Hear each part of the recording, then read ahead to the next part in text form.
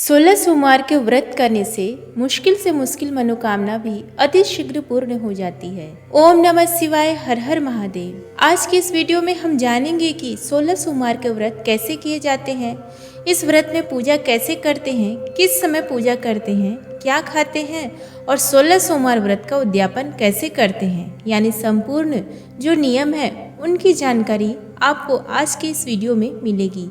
तो वीडियो को आप अंत तक जरूर देखें। 16 सोमवार के जो व्रत हैं वो सबसे जटिल व्रत में से एक माने जाते हैं। 16 सोमवार के व्रत किसी विशेष मनोकामना को पूर्ण करने के लिए किए जाते हैं। यह व्रत लगातार किए जाते हैं, बीच में व्रत नहीं छोड़ा जाता है। सावन के महीने से 16 सोमवार के व्रत करना सबसे शुभ माना जाता है। सावन के किसी भी सोमवार से आप 16 सोमवार के व्रत शुरू कर सकते हैं, लेकिन अगर किसी कारण से आप सावन महीने में 16 सोमवार के व्रत शुरू नहीं कर पाए हैं, फिर आप वैशाख माह, मार्गशीर्ष माह या कार्तिक मास से 16 सोमवार के व्रत शुरू कर सकते हैं। 16 सोमवार के व्रत में आप मंदिर में जाकर भगवान शिव शंकर का पूजन कर सकते हैं। अगर मंदिर में जाना संभव ना हो तो घर में शिवलिंग है, उन शिवलिंग का आप पूजन कर सकते हैं। अगर शिवलिंग भी नहीं है तो सबसे अच्छा है कि पार्थिव शिवलिंग यानी मिट्टी के शिवलिंग बनाकर आप भगवान शिव शंकर का पूजन कर सकते हैं। शास्त्रों में भी पार्थिव शिवलिंग का अभिषेक करना यानी पार्थिव शिवलिंग का पूजन करना सबसे ज्यादा पुण्य फलदायी माना जाता है। तो आप चाहे तो आप घर पर मिट्टी से शिवलिंग बना सकते हैं। देखिए व्रत हम कैसे करेंगे। सोमवार के दिन सुबह जल्दी उठकर स्नान कर लेंगे, उसके बाद हम एक चौकी लगाएंगे। चौकी पर सफेद रंग का वस्त्र बिछा के थोड़े से फूलों का आसन देकर शिव परिवार को विराजमान करेंगे। शिव परिवार की फोटो या मूर्ति जो भी आपके पास हो उन्हें आप विराजमान करें। और देखिए गणेश जी भी यहीं पे हैं, तो आपको गणेश जी को अलग से विराजमान करने की जरूरत नहीं है। यहाँ पर हम पूजा कर लेंगे। इसके बाद हम व्रत का संकल्प करेंगे। भगवान शिव शंकर के सामने हाथ जोड़ करके कहेंगे कि हे भगवान, आज से मैं आपकी इस इच्छा के लिए अपनी इच्छा बोले आपके 16 सोमवार के व्रत कर रही हूँ। मेरे ये व्रत पूर्ण करने में मेरी सहायता करें और जो गलती रह जाए उसके लिए क्षमा करें। तो यह हम संकल्प करेंगे। उसके बाद हम पार्थिव शिवलिंग या जो भी शिवलिंग आपके पास है उन्हें किसी पात्र में विराजमान करेंगे। और अपने मिट्टी के शिवलिंग बनाए हैं तो नीचे कोई कटोरी वगैरह रख लीजिएगा ताकि शिवलिंग को थोड़ी ऊंचाई मिल जाए। अब हम घी का दीपक जला लेंगे। उसके बाद हम सबसे पहले जल से भगवान शिव शंकर को स्नान कराएंगे। तो शिवलिंग पर सबसे पहले हम जल चढ़ा देंगे। जल चढ़ाने के बाद हम दूध चढ़ाएंगे। कच्चा दूध हमें लेना है। उसके बाद फिर से हम जल चढ़ाएंगे, यानी 3 बार स्नान कराएंगे। परिवार की फोटो है, शिव परिवार की फोटो है, उन्हें जल के छींटे लगाकर भाव रूप से स्नान करा देंगे। उसके बाद वस्त्र स्वरूप हम कलावा समर्पित करेंगे। तो गणेश जी को, पार्वती माता को और भगवान शिव शंकर को सभी को वस्त्र स्वरूप कलावा समर्पित कर देंगे। फिर हम तिलक लगाएंगे। जो भगवान शिव शंकर को चंदन से तिलक लगाया जाता है, सभी को हम चंदन से तिलक लगा देंगे। दिए का भी हमें पूजन साथ साथ जरूर करना चाहिए। शिवलिंग पर भी हम तिलक लगा देंगे। उसके बाद हम अक्षत यानी चावल समर्पित कर देंगे। फिर हम बेलपत्र समर्पित करेंगे। शिव पूजा में बेलपत्र का सबसे ज़्यादा महत्व होता है। बेलपत्र आप जरूर समर्पित करें। उल्टा बेलपत्र समर्पित किया जाता है और बेलपत्र इस तरह से समर्पित करें कि शिवलिंग पर बेलपत्र स्पर्श होना चाहिए। जो चीज़ें आप भगवान शिव शंकर को समर्पित करेंगे वही गणेश जी और माता पार्वती को भी जरूर समर्पित करें। इसके बाद भांग, धतूरा, समीपत्र, मदार, जो भी आपको भगवान शिव शंकर की प्रिय चीज़ें मिले वो सब समर्पित कर दें। फूल समर्पित कर दें। अब देखिए 16 सोमवार के व्रत में भोग कैसे समर्पित किया जाता है। सबसे ज़्यादा विशेष यही होता है। तो जब आप भोग समर्पित करेंगे तो हमें मीठा भोग समर्पित करना होता है। 16 सोमवार के व्रत में नमक बिल्कुल नहीं खाया जाता है। तो मैंने यहाँ पर चूरमे के लड्डू लिए हैं। तो मैंने 3 लड्डू लिए हैं, यानी 3 भाग किए जाते हैं। जो भी हम भोग समर्पित करते हैं तो आप मीठा ले सकते हैं, कुछ भी आप लड्डू ले सकते हैं, चीला बना सकते हैं, हलवा बना सकते हैं, खीर बना सकते हैं। जो भी प्रसाद आप लेंगे उसके 3 भाग हमें करने हैं। तो यहाँ पर 3 भाग करेंगे हम। अगर आप मंदिर में भी जा रहे हैं तो 2 भाग आपको मंदिर में ही छोड़ के आने हैं, चढ़ा के आने हैं और 1 भाग आप वापस ले आएंगे।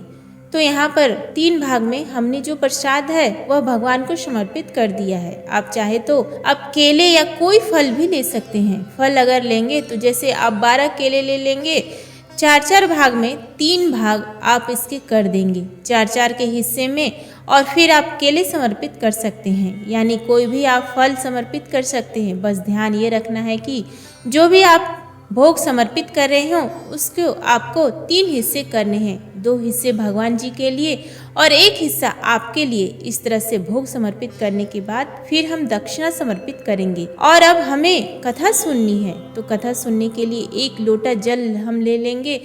अपने सीधे हाथ में थोड़े से चावल और फूल लेकर 16 सोमवार व्रत कथा सुनेंगे। कथा आप कथा की पुस्तक में से सुन सकते हैं या आपको मेरे चैनल पर भी कथा मिल जाएगी, आप वहां से भी कथा सुन सकते हैं।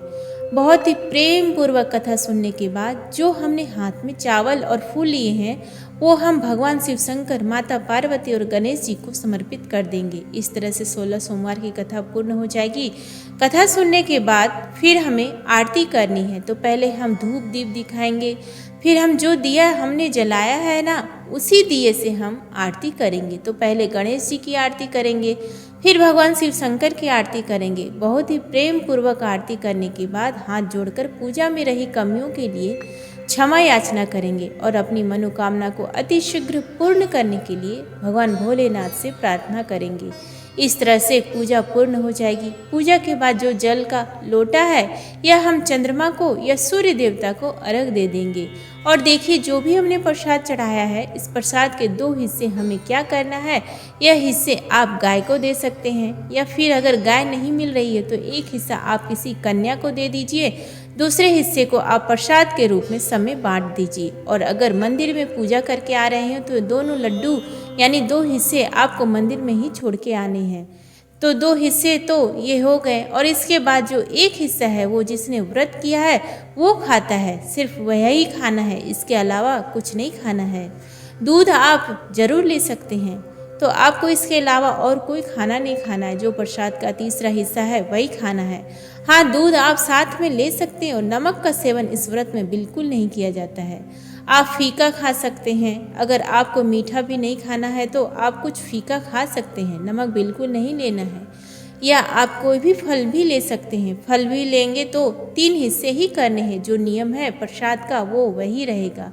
इसके बाद जब दीपक शांत हो जाएगा तो अगर आपके पार्थिव शिवलिंग यानी मिट्टी के शिवलिंग बनाए हैं तो फिर आप इनका विसर्जन कर दीजिएगा। किसी भी बर्तन में जल लेके मिट्टी के जो शिवलिंग है उसमें रख दीजिएगा, सारे फूल पत्ते उसी में रख दीजिएगा। थोड़ी देर में वो घुल जाएगा, उसे आप किसी भी गमले में डाल सकते हैं। ये जल आपको तुलसी के गमले में नहीं डालना है, उसके अलावा आप किसी भी गमले में डाल सकते हैं।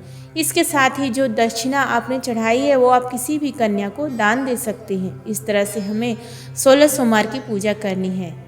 आप जान लेते हैं कि ये पूजा हमें किस टाइम करनी है। तो देखिए 16 सोमवार की जो पूजा होती है वो प्रदोष काल में यानी शाम के समय में की जाती है। शाम के समय आप पूजा करें, उसके बाद प्रसाद चढ़ाएं, और जब पूजा पूर्ण हो जाएगी उसके बाद आप प्रसाद का 1 हिस्सा खा के अपने व्रत को पूर्ण करें, यानी व्रत को खोल सकते हैं। यह पूजा तो आप शाम को करेंगे, सुबह नहा धो के आप घर में जैसे रोजाना पूजा करेंगे वैसे ही घर के मंदिर में दीपक जलाकर भगवान शिव शंकर की आरती करें, पूजन करें, और उसके बाद दिन में आप चाय पानी भी पी सकते हैं। शाम को फिर हमें यह पूजा करनी है। पूजा के बाद प्रसाद का 1 भाग खा के हम व्रत को पूर्ण कर लेंगे। लेकिन अगर किसी कारण से आप शाम को पूजा नहीं कर पाते हैं, आप जॉब करते हैं, शाम को जल्दी नहीं आ पाते हैं, तो फिर आप यह पूजा सुबह के समय भी कर सकते हैं। 16 सोमवार व्रत में आप चाय पानी पी सकते हैं, लेकिन आप जब व्रत खोलेंगे तो सिर्फ आपको प्रसाद का तीसरा हिस्सा ही खाना है। और यह व्रत मीठे व्रत किए जाते हैं, इसमें नमक बिल्कुल नहीं खाया जाता। अगर आप मीठा नहीं खाना चाहते तो फिर बिल्कुल फीके व्रत भी कर सकते हैं। और एक बात और बता दूं, 16 सोमवार के व्रत होते हैं वो लगातार किए जाते हैं, बीच में व्रत नहीं छोड़ा जाता है। लेकिन कुछ दिन ऐसे होते हैं जब महिलाएं पूजा नहीं कर पाती हैं, ऐसे समय में आपको व्रत जरूर करना है, पूजा नहीं करना है। आप पूजा को स्किप कर सकते हैं लेकिन व्रत को स्किप नहीं कर सकते हैं। जब आप पूजा नहीं कर सकते तो सिर्फ मन में भगवान शिव शंकर, माता पार्वती का ध्यान कर लेंगे। लेकिन व्रत आपको तब भी करने हैं, पूरे 16 व्रत करने के बाद व्रत का उद्यापन करना है। तो 16 सोमवार के व्रत का जब उद्यापन करते हैं तो भगवान शिव शंकर के कपड़े, माता पार्वती के कपड़े, दक्षिणा और खाने का सामान, खाने में क्या लेना है, जो प्रसाद आप चढ़ाते हैं ना, जैसे आप चूरमे के लड्डू चढ़ाते हैं तो ज़्यादा मात्रा में आपको चूरमे के लड्डू लेने हैं, जितने आप ले पाओ।